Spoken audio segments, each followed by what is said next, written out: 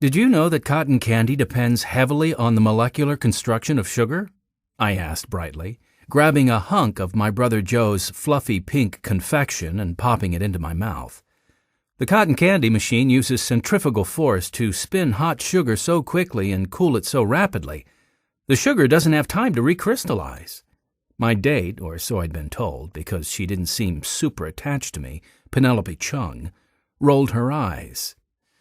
"That's fascinating, Frank," she said, shooting a glare at her best friend Daisy Rodriguez, who was Joe's date and the glue barely holding our foursome together. "Please tell me more about molecules, or force times acceleration, or the atomic properties of fun." Joe coughed loudly, grabbing my shoulder and pulling me close enough to hear him mutter, "Ixnay on the iance say." I couldn't help it. Joe is always telling me science isn't romantic, but come on! Isn't romance itself a scientific concept? Attraction, biology, all that stuff? Daisy smiled a little too enthusiastically. "Shall we head over to the GForce?" she asked, looking hopefully from Penelope and me to Joe. "My dad said the first ride would be at 8 o'clock, and it's just about quarter of." "Yes!" Penelope cried before Joe or I could respond, grabbing Daisy's arm and pulling her ahead of us toward Funspot's new ride, GForce. Penelope leaned close to Daisy's ear, and while I couldn't hear what she was saying, her tone did not sound warm. Joe met my eye and sighed. "I don't think she likes me," I told him. Joe just shook his head and patted my back.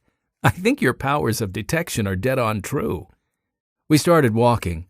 "Sorry," I said. "I know you're really into Daisy." Joe nodded. "It's okay, man," he said, holding out his cotton candy for me to take another hunk. "I just don't think you're Penelope's type." I nodded. "But it's pretty cool that we get to be some of the first people to check out GForce, right?" "Very cool," Joe agreed. GForce was the new premier attraction at Funspot, a small amusement park that had been a staple of Bayport summers for generations, but had been getting more and more run down over the years.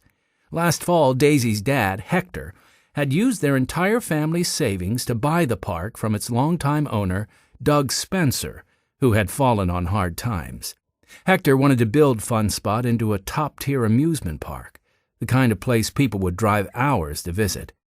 His first step toward making that happen had been to install GForce. The ride was a new creation of Greg and Derek Piperato, better known as the Piperato Brothers, the hip new architects of premier amusement rides all over the world. They built the hover coaster for Holiday Gardens in Copenhagen, the Loop de Loco for Ciudad de Yugar in Barcelona, and the Chill Taser for Bingo Village in Orlando, right here in the USA. These guys are seriously awesome at what they do. They know their physics, they know their architecture, and they keep coming up with new ideas to revolutionize the amusement industry. They don't work cheap, though. According to Daisy, Hector had to take out a major loan to afford GForce. And, unfortunately, right after Hector signed the contracts, Funspot had exclusive rights to the ride for 5 years. Daisy's mom had been laid off from her job as a manager at some bank in New York City.